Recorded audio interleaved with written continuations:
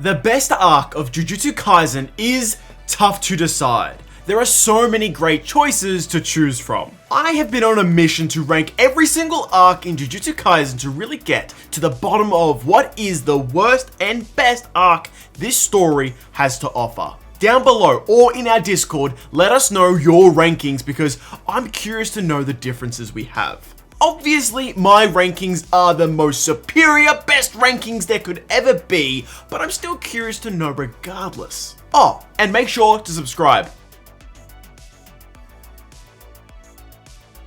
This arc is by far the most forgettable beside a few standouts. It covers Kyoto schools versus Tokyo's, commencing a friendly tournament arc. It's a farce so that the higher-ups can take out Yuji as they don't really want him alive, but with Gojo around, they can't really directly impose their will. It's an arc that allows the audience to understand more of the world of Jujutsu and its various abilities and characters, fleshing out the world tremendously. With moments like Hollow Purple, the anime bolsters this with its music and animation. Like, look, I'm a Gojo guy, that was awesome.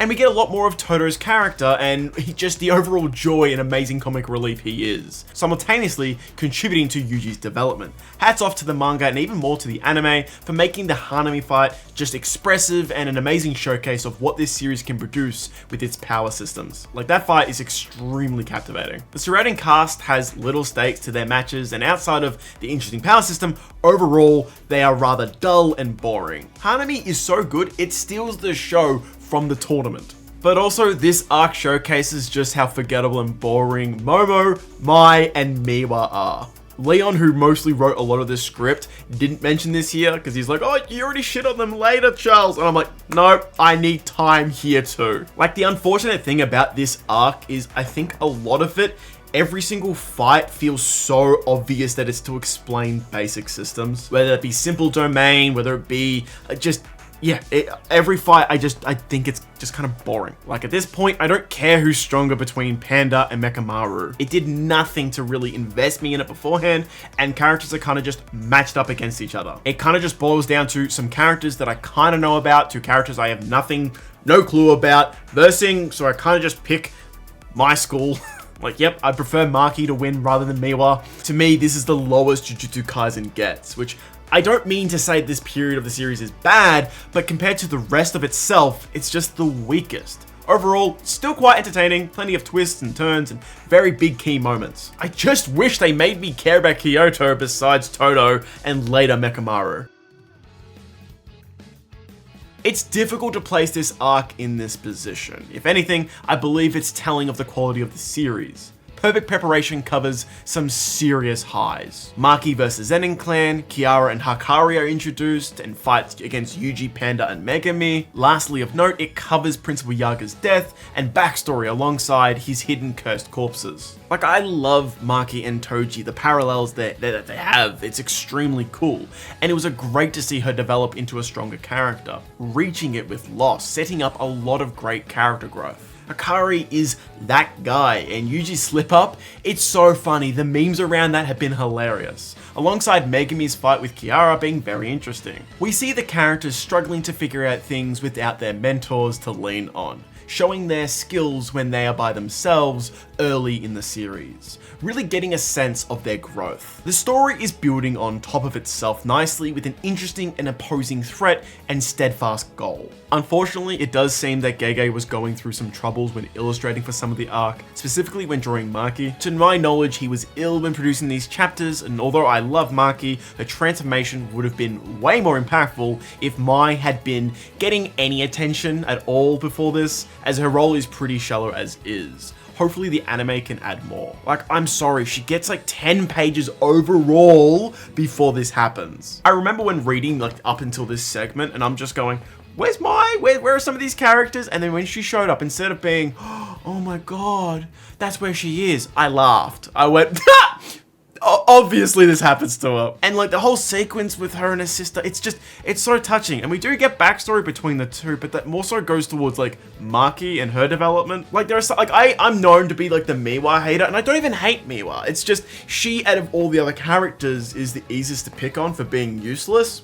And there's tons of characters who are more useless than her. It's it's not fun to really pick on them as much. Like, her only contribution is pointing a gun at certain people and firing and it doing nothing. And then dying to serve Maki. Like, it's worse than getting fridged. It's like being like Chekhov's gun, I'm going to get fridged, I'm being fridged, then Maki's cool, and Maki later on becomes really sick. And Kurp's courses serve little purpose outside of Panda, and it just drags the entire story. And I'm not a Panda hater, like I swear, Panda's pretty chill, but I know people who are Panda haters, this must be like the worst thing to read. Like honestly, Panda he's just written out after a certain point, but like, yeah, no, I'm gonna move on. I'm not gonna touch on that. Overall, this arc struggles with pacing and suffers from heavy text and lack of conciseness. Because of this, it's mainly why I put it here.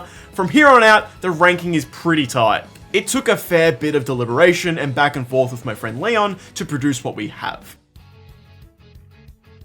I want to start by saying I love Yuji. He's one of my favorite characters in all of Jujutsu Kaisen. It's here that his story begins, and it's riveting. Alongside Yuji, it introduces Megami and Nobara and Sukuna to the narrative. Not only does this arc introduce Yuji, but it also kills him and has him brought back to life. Everyone is super well written, and it's a joy to watch. This part of the story does a crazy amount of work laying support pillars for the rest of the narrative moving forward. Toto beating on Megami was out of nowhere and very funny. Gojo is a blessing, and this arc solidified him as basically my favorite very quickly. Like Gojo, like what's there not to like about Gojo? The arc also has strong foundations and character goals and roles. Unfortunately, its fights aren't the best, but they do help showcase the contrast in power between characters, granting further insight to the power scaling and system at play. Jogo versus Gojo, and Megami versus Sukuna. Things move very quickly, and some things I wish we just got more out of, such as Sukuna. Despite the arc's shortcomings, it's really what got me to care about Jujutsu Kaisen's main cast. Overall, it's just generally good. Not many lows, but not many highs either. A solid start that improves as we continue into the series. On the contrary of my statement about Yuji, I fucking hate Mahito. However, this is a very good thing. There's so much to love about this arc. Mahito, Junpei, Nanami, most importantly, Yuji. In this arc, Yuji takes time away from his companions to develop as a sorcerer alongside Nanami. During this is where we see the beginning of Jump Kaisen. There is a lot of character defining moments and growth for Yuji as a lead. It sets up an antagonist that scales well with Yuji and challenges his ideologies and position in the world. The anime also does wonders for the visuals here. Yet Junpei, along with his mother, is short-lived and underutilized within the narrative, and it feels like he serves his purpose, but I think he had more potential to contribute to Yuji's development. By extension, Mahito's relationship with Junpei, being that of like manipulation, was also just kind of short, and sadly, Mahito doesn't get to toy with many characters like he did with Junpei, after which I just felt like it was a core part of what made him so interesting. Along with his involvement with Yuji moving forward, it's still top tier. You will find that many criticisms with arcs that I have are that the concepts that are explored are only ever as much as the plot needs it to, rather than enough to hit a point where you can get deeply attached to a character. It's always just, we need to set up X so Y can be paid off later. Like Junpei is this. And I feel like in the fandom, there's kind of like this pushback of people saying they want more with Junpei, they want more with Nobara. And people say we didn't need more because they served their purpose. And you can't really argue against that, right? Like characters like Junpei, they're introduced to the story. He's a troubled character that needs to have, needs some help. And he's a vulnerable character, so Mahito's there and Yuji's there, and they fight for Junpei's soul. That happens over the course of a few chapters, of a few episodes, and then you get, stuff with his mother. But obviously, Mahito wins, and it ends in a bout with Nanami, Yuji, and Mahito, with Junpei dying. I don't have a direct answer on how to fix this part of the story. I still really enjoy all this, but I don't come away going, oh, that's tragic. Oh, I love Junpei. He is introduced, and he's gone. And I'm not saying I need a One Piece arc, length of an arc to just understand Junpei and his backstory. I don't need to know his favorite toast condiment. But I think as simple as, things are set up to then have payoff, and that is kind of the bounds of which things are written for. And I think that does a lot of harm later on. For what it's worth, this arc is contained within itself and focused to some degree. It is able to captivate in a way that other arcs do struggle to, as a majority of the focus here is on Yuji, even though the narrative is still built around and characters are being introduced. By far, this arc specifically is a highlight of the series early on, hammering home the tone and style of Jujutsu Kaisen.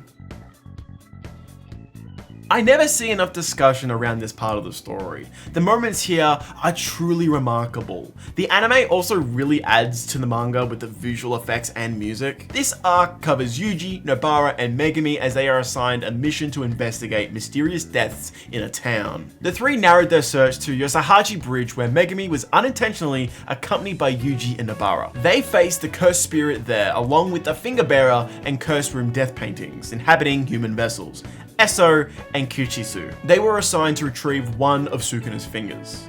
In the fight, the trio were separated. Megumi defeated the finger bearer using his first domain expansion. Nobara and Yuji managed to rejoin each other and find a way to beat the brothers in a 2v2. Gojo then has Meimei help promote his students. She and Todo recommend Yuji, Megumi, Maki, and Panda for grade 1 status. Lastly, Yuko Ozawa appears, who's an old classmate of Yuji's. In a sincere reunion of Nobara and Megumi help Yuko as she has a crush on Yuji. Ultimately, Yuko keeps her feelings secret. What I love is we get more time with the trio and they share intimate moments and work off one another to grow.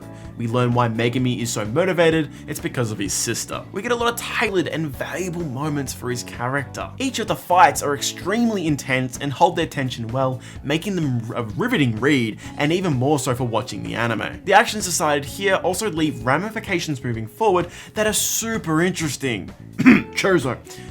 Yuji and Nobara feel like murderers, and it's kinda here where the cog mentality is supplanted. Yet the villains are sort of fodder here, only really serving other characters and not themselves, making them easy to dismiss and forgotten about. There's still a lot of secrets at play, and without the foresight or knowledge about the vast story world, all the moving parts in this arc can be difficult to digest on a first read, but especially during an anime watch as the events of JJK 0 hadn't been seen. This arc does a lot to solidify the trio as friends, also strengthening their bond with the audience in exhilarating fashion. The decisions made throughout hold tremendous weight, as various minor changes could have caused alternative routes for the progressing narrative. Everything here is thoroughly enjoyable, but the arcs that I rate higher from here on out are just more enjoyable. Like, man, there's so many good bits with like the double black flash, like in the anime, that is just awesome. But like, I just need a tangent, like this isn't on the script. Like, this arc, if someone was to ask me what I want more from JJK, it isn't just like, oh, I want a Heian era arc.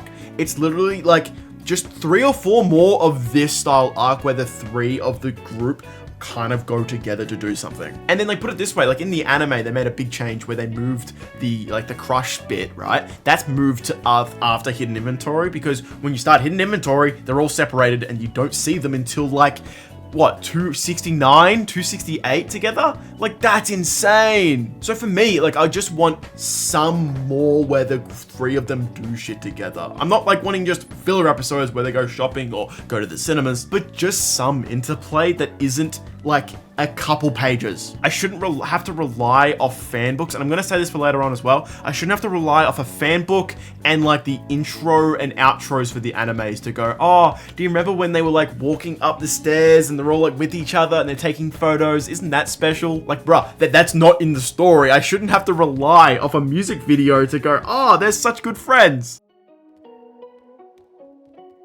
Gege's creative vision has developed over the course of the series, but arguably one of its earnest and truest forms is here where it began. There is a lot to love about this beginning. It's fast-paced spectacle that managed to excel in presenting its cast, the world, and plot. This arc covers Yuta Okotsu as our main character, enrolling into Jujutsu High after his deceased childhood friend, Rika, became a cursed spirit and haunted him. He's introduced to the school by Gojo, who finds Yuta and after Rika had killed a bunch of bullies. Yuta joins Gojo's other students, Maki, Inumaki, and Panda. He goes on assignments with some of his classmates. not Panda, developing his skills as a sorcerer and discovering more about himself through the help of said classmates. An old friend of Gojo's during their younger years is the antagonist. The first introduction to Geto has him admire Yuta and, more importantly, Rika as the Queen of Curses. Invading the school, he declares in front of everyone that he will unleash cursed spirits upon Shinjuku and Kyoto, using that to return to the school to find Yuta and attempt to acquire Rika. He loses and Yuta says his goodbyes to Rika after uncursing her, as it was revealed that Yuta was the one who cursed her into a spirit. He then discovers that he's a distant relative of Gojo. The positives we get from this arc are that we get a very good movie. Like, honestly, it's a great movie with an exceptional opening to the world of Jujutsu Kaisen. It's easy to follow and understand the things at play, especially with everything being just so self-contained. There's variety and style that was so fresh and invigorating while also using shonen staples. Like, for me personally, this is how I got into Jujutsu Kaisen. Like, Leon came to my house, we had pizza, it was a great day, we were working on some video stuff, and then he just went, ha ha ha ha, alright, it's time to lock in, we're watching JJK. And I was like, hold on, PJ, what is this Jujutsu Kaisen you're talking about? Like, before this, my only, inkling to knowing what it was there was a blind guy with a blindfold, and that one Jujutsu stroll that's, at the end of, episode, 21, where they all, rush to Megami that he's getting hit on, and I literally sent that TikTok to Leon as an effort when I was just starting anime for the first time in 2022, I was just watching anime, and I'm like, Leon, this is what I don't like about anime, it's silly. Not realizing it was just a filler segment at the end of the episode, and that now that said show would now take over my life, and I would spend close to 12 months just doing nothing but Jujutsu Kaisen is my life, what? And it all started with this arc. Unfortunately, with it being extremely short and the characters don't continue on as the main cast, by extension, Yuta isn't also the lead, nor do we see him till much later, making this arc feel a bit disconnected. Especially when looking at the anime as this is structured as a prequel film, Gege was still developing his style for JJK, and it really shows when you go back and just see how this is paneled and illustrated just in general. Also, this is where me and my co-writer very much disagree, so you might disagree too, but I just feel Geto is wasted here. I know this is written way before, he thought this was going to be some huge thing. It's just sad to see this is all that amounts to legit one of my favorite characters in the series. When you go from hidden inventory, this to hidden inventory, they don't feel like the same people, and from a narrative point of view and a real life point of view, I understand why. They were written years apart, and Gege, he changed his mind on different things or whatever. I get all of that, and narratively, there's 10 years. Obviously, Geto becomes someone else. But when you're watching all the flashback stuff from season 2, so when Gege's in the same mind, he's like, okay, I've just written hidden inventory, and if you the flashbacks in Shibuya, that feels the same, and those flashbacks take place slightly before this. And the way he speaks about Gojo, there's something about it that really hits. And then you get to Cursed Child and he's just the monkeys, and it's just he's very comedic. And my friend Leon, when he's writing this, he's like, bro, but that's kind of its charm, it's a part of it. And for me, in my head, if I was to take Geto from hidden inventory and imagine a TV show, and all right, let's say we got we got hidden inventory and we got season 2, 3, 4, 5, and then the Cursed Child was the climax. I'm just thinking that just doesn't. This could have been my favorite thing ever. It's just so much potential here. And it's funny using the word potential and not just the next word being Megami, but you get what I mean. Whenever I recommend Jujutsu Kaisen to someone, I know that I can remain confident in this arc delivering on a captivating and deeply engaging level. It feeds information about the principles of the power systems and rules in place without ever feeling like a chore to understand. It's extremely diegetic in its approach, aided by Yuta being an oblivious prodigal lead, which I do believe, due to the contained nature of this section of the story, Yuta is done better than Yuji to begin with. Alright, we're now in the mountaintops of peak territory. This arc comes after the Shibuya Incident and opens with Yuta saving a child. Moving on to Yuji and Chozo dealing with the cursed spirits for Noye and Yuta to just rock up to face them shortly after. This part of the story is quite short, similar to the Cursed Child arc. However, its shortness does not affect its quality. Instead, it's a showdown between protagonists done right. This part of the story does what it needs to, and just it does it well. What's not to love about this? The artwork is crazy well done with Chozo's blood manipulation. And like, I had to make a specific mention of this. This like small arc is like, should be called like Aura the Arc. Yuta is just like Michael Myers with a fucking katana. Like reading this arc is like, you know, Yuta's finally back. Awesome. What's Yuta up to? And then it's just these panels and you're like, shit, bro is him. I know there's a bunch of Yuta haters out there, but I just want you guys to know I am not them. So have it be known, Yuta fans, you are safe here. This is a Yuta safe haven where we champion Yuta. Yuta's a top 3 favorite character of mine. That's facts. Yuta's bait and switch being kept from us made for a climactic moment. There's also Megumi's character growth where he brings Yuji up, though to start the arc there's quite a lot of text, which mainly kind of holds it back. It's a bit heavy-handed, but honestly I don't have many problems with this part of the story. Yet it is so small, and because of that it doesn't cover a great deal. For that reason it's not bad, but I can't really put it, you know, more than what it actually is. All around, it's just very good with some iconic moments like the I will kill Itadori Yuji myself and the campfire panel. This was very difficult not to put higher. It is one of my favorite points of the series, for sure. Yes, Gojo is my favorite, but it's not for that reason. A little bit. This arc is something truly special, and some of Gege's best writing in my opinion. We're taken back in this arc. The year is 2006, and Gojo and Geto are second-year students. They are tasked with the most important mission we've seen any students ever have to handle.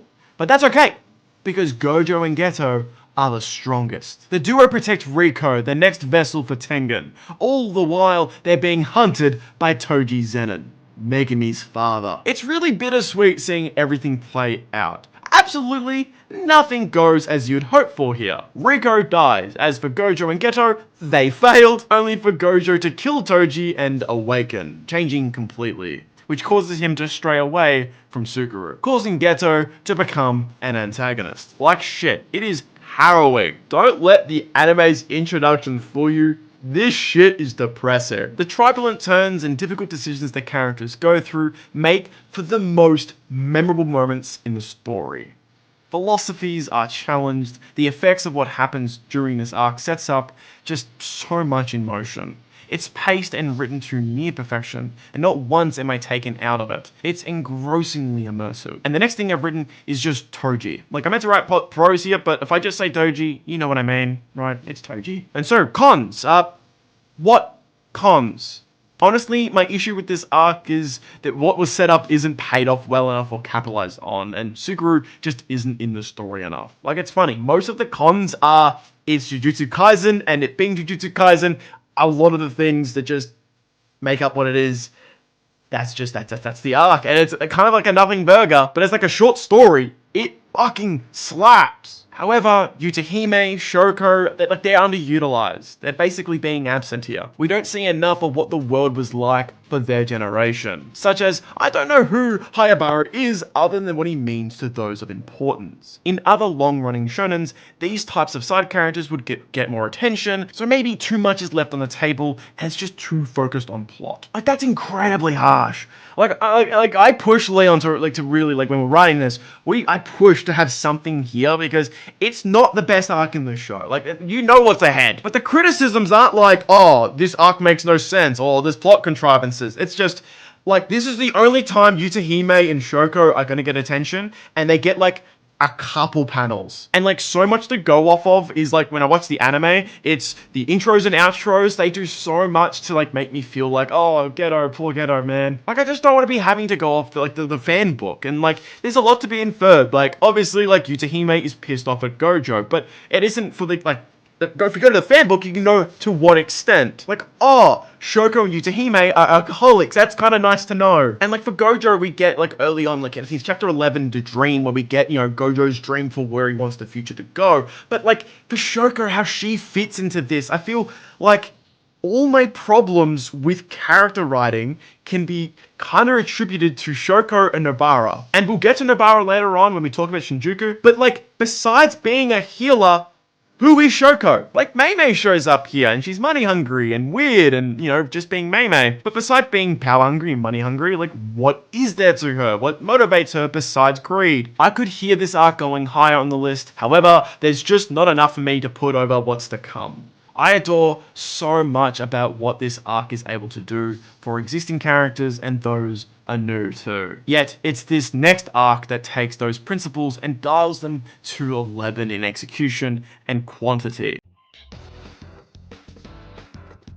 As you can see, this slice of the narrative covers a lot. 63 chapters to be precise. With that comes many moments in progress within the story. So forgive me if I'm brief. These, I don't know where you're gonna put this, these are all the fights that happen with just this arc. I do want to do a manga review, so I have taken a lot of notes and I know this part of the story very well. Well enough that I know I can't summarize it in this video. If you want to see a full manga review, please spread this video out there, comment on it, share it around. Like, I want to do a full manga review, but that video will be like an hour or two long, so I need to know there's people that want to see it. Key things for me are the introductions of new characters, such as Higuruma, Reggie, Kashimo, Rin, Takaba, Ryu, Uro, and of course, Charles, which I'm really starting to believe is a self-insert of Gege that is not me.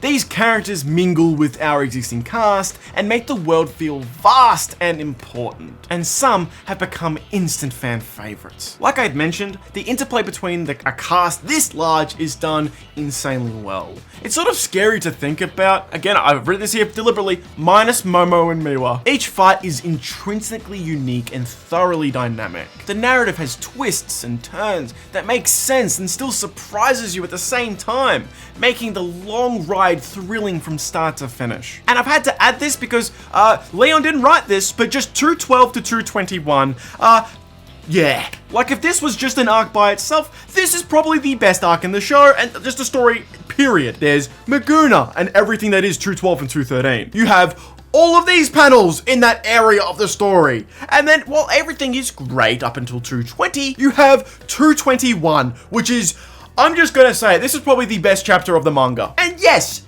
I'm a Gojo fan, how could you tell? But I'm sorry, this is where fucking Gege learned how to just draw him. I'm losing my mind. This is some of the highest levels of aura I have seen a character have ever in a story. Every character is treated with absolute care and is clearly distinct. That it represented in multiple ways through their techniques and personality, and it's all just the matrimony of it all. Oh, I'm out of prose to say, but just 221. Oh, it's so good. However, due to the length, there are some stinkers, like the helicopter people are a little boring, but they make Yuji look really cool. Really, this problem is just pacing, and some moments throughout, the Culling Games can feel quite sluggish, and due to its expanding cast of characters and techniques, it does create a feeling of wanting to move on to the next cool thing, or to see a different colony, where characters we like are dealing with new challenges. Some characters even steal the show at times, Yuta being one of them, but especially Higuruma.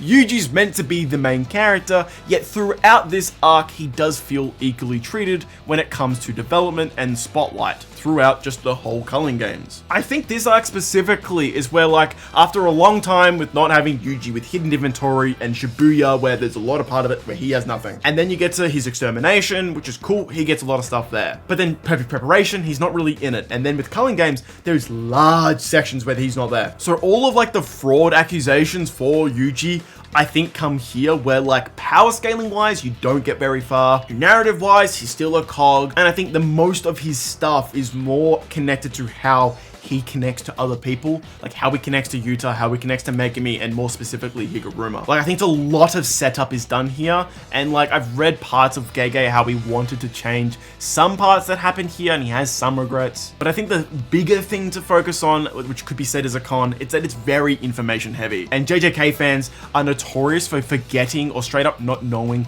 their own story. And I'm not saying you need to know the power scaling to a T, like you have to have like, oh, this is the complete order of strongest to weakest characters to say that you enjoy the story, but holy shit, some people don't know much about what happens, and it's mostly residing in here. Like, not to throw some of my friends under the bus, but when revealing that Tengen was a woman, and they're like, what?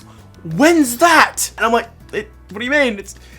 That's kind of like a really important part. And there are many moments that people just seem to forget. And I think if this was more concise and a little bit more clear at times, that might have gone a long way to helping like this kind of situation. Over the many various events of the Culling Games, it safely reassured me that Jujutsu Kaisen is one of the best pieces of media I've ever had the pleasure to witness during its making. It's true that some of the series' best moments can be attributed to this part of the narrative. If someone had told me their favorite moment was Yuji walking through Sukuna slashes, or Hikari's domain expansion, or Yuji's three-way domain expansion, or Maki's transformation, or Higuruma's introduction, or Yuki making a black hole and Kenjaku tanking it. Honestly, who am I to disagree? They are freaking awesome. Yet, somehow, this series still has arcs that I find that are just a bit better.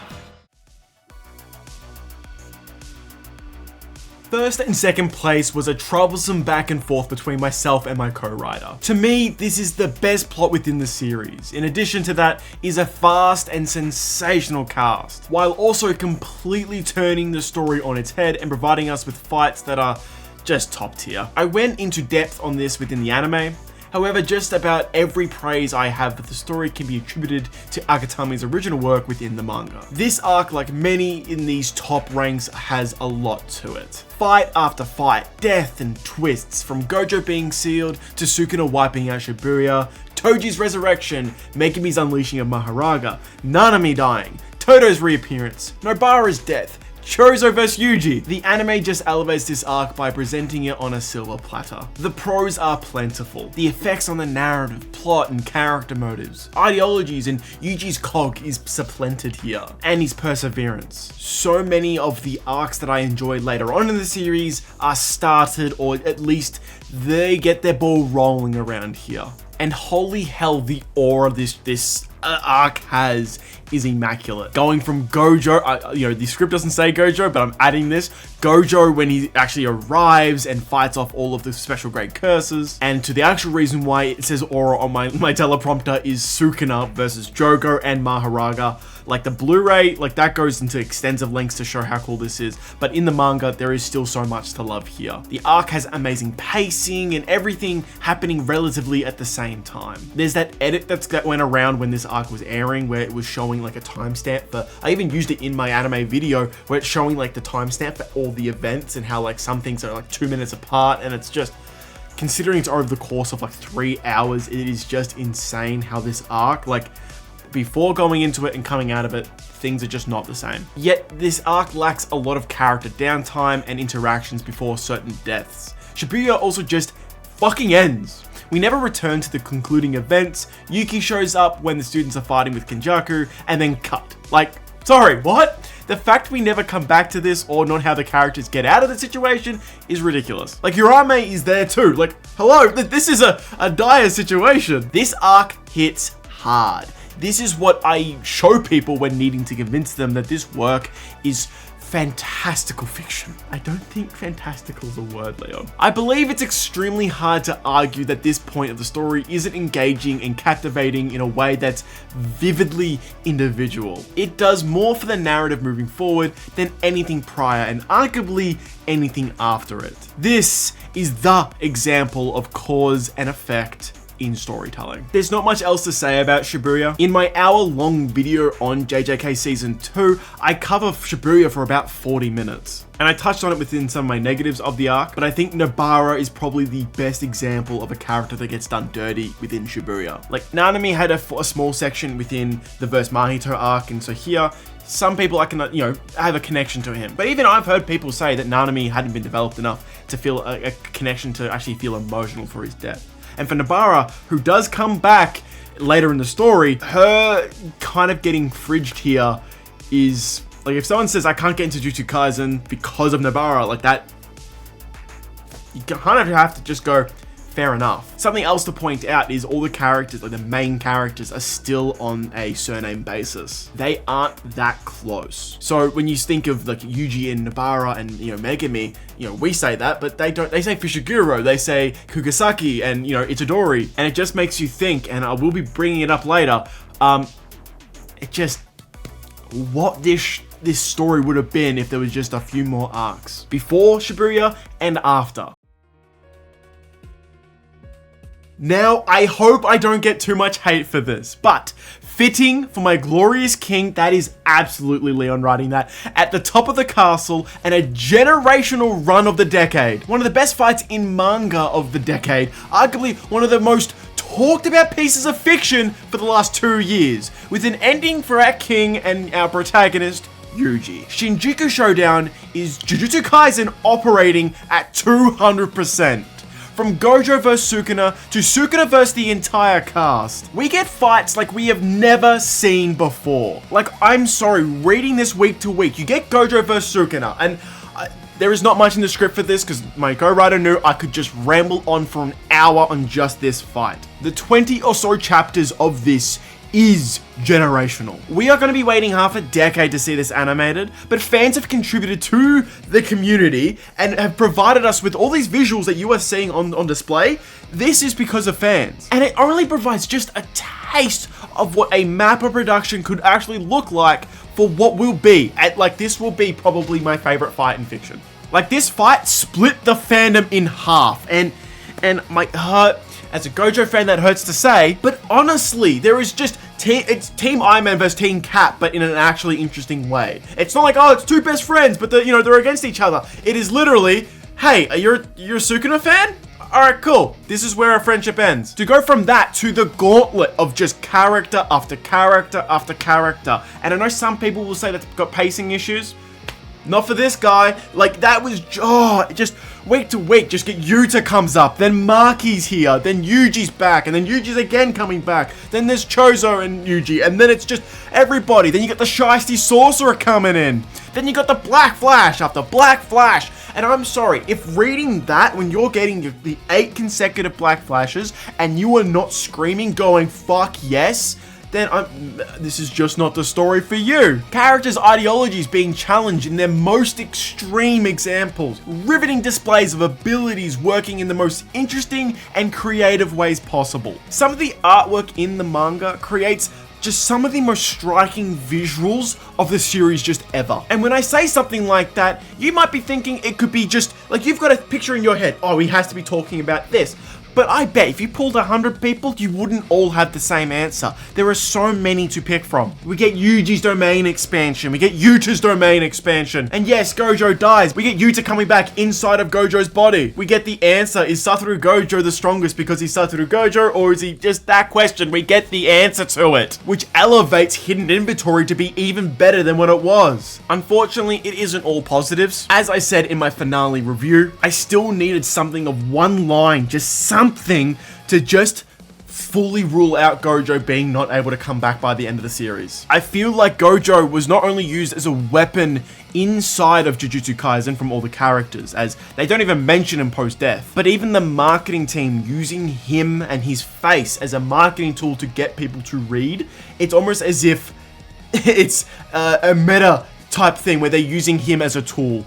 And that is just sad. I don't want to dive into a should have Gojo come back or not debate right now, but I just needed something as simple as a single line to really just, cool, he's out for the count. And yes, sadly, the end leaves a lot to be desired for the overall ending to the series, missing character interactions and effects. And plot-wise, it is a bit basic after Kenjaku's death, and in the script, it just says, touch on Mr. Backup Plan, which is like Yuta. Like, at every point, it's like, cool, we've got a plan for this, then we've got a plan for this, then we've got a plan for this. Which basically means, yeah, after Kenjaku's gone, it's just, alright, execute, and things don't work until the last one does. Which is a bit formulaic. Although I wish the ending had a bit more to it, concluding more threads and taking its time, I am not upset with what we got. Instead, I rather enjoy it and see it as a fitting end for the arc, and hopefully a part 1 of the series overall, with a potential part 2,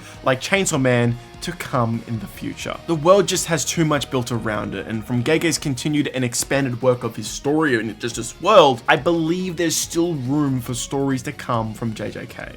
Whether that be from our lead Yuji, or perhaps another. And as an arc, this is still the pinnacle of what JJK offers as an art form. With the best fights and moments of the story wrapped into an ultimate climax, Shinjuku is the arc of the series. Those are my rankings for all the arcs in Jujutsu Kaisen now that it has wrapped up completely. But what are your rankings? Let me know down below if you agree or disagree, and feel free to debate people in our Discord in our manga section to continue the conversation. I'm keen to hear what your guys' thoughts are. If you guys want to support the channel, we have a Patreon where you get exclusive perks. These videos take a lot of time and money to make, so any help would go a long way. In the top mate tier, we have Nick. In the great mate tier, we have Colin and CJ. And in the good mate tier, we have Jadu Sable. Please make sure to follow the link in the description down below to check that out. And also to use our code DARE2 in Fortnite.